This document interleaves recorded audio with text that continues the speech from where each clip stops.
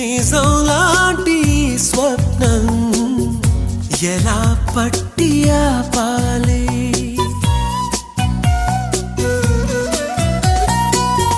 కలే అయితే ఆ నిజం ఎలా తట్టుకోవాలి అవును కాదో అడగకంది నా మౌనం చెలివో చిలవో తెలియకుంది నీ రూపం